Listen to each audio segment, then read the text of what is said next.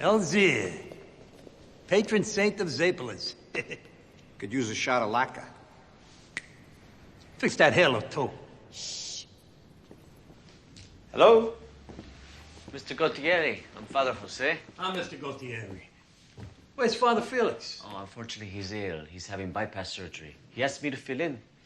You know Mr. Rustamano from the Neighborhood Association? Sure. Paulie, Chuck, how you feeling? He was an altar boy. Ah. So, the Feast of St. Nazaire. Father Felix brought me up to speed. I'd like to hear your ideas for this year. Well, there ain't much to talk about. It's all done through a non-profit corporation.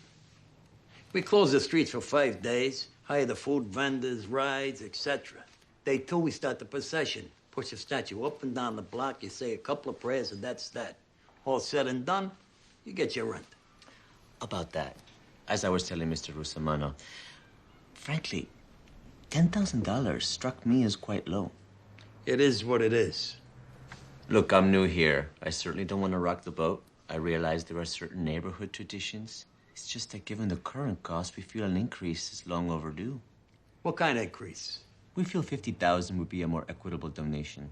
50? Just this year, we started a soup kitchen for the homeless, a reading program for bilingual children. There's less help than ever from the federal government. You think this feast pays for itself? Security, electric, sanitation. Not to mention fuel costs. Yeah. The way it seems to break down is you spend $18 for a city permit to close down the street, charge fees to the vendors in the thousands of dollars to lease out land that you don't even own. Yeah? Well, it seems to me the church has plenty in its coffers for all those pedophilia lawsuits. The parish's deal was negotiated since this was Johnny Soprano's feast.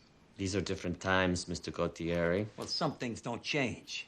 A couple of days, Joe Vella from the honor guard will be by with the float. Transfer the statue from his niche, pick up the hat, and other stuff. You say things don't change. This feast was started over 100 years ago in a spirit of giving. Italian immigrants, the working poor, gave what little money they had to honor St. Elzaire. He's the patron saint from my grandparents' town, Ariano di Puglia. Many of those folks gave their gold wedding bands, which were melted down to make the saint's hat. Yeah? The Holy Society of St. Elzaire, of which you, our recording secretary, has for the past 100 years entrusted us with the care of that habiliment. Frankly, I don't feel safe giving it over this year. We use it every year. It's part of the tradition. I understand, but I'm sorry. Given the tenor of this conversation, I sense there's a possible criminal element in this neighborhood that could endanger this precious piece of local history. But for 50 grand, you wouldn't have that sense. It would demonstrate to me that you take this feast as seriously as the people who began it. Okay, Father. Nice meeting you.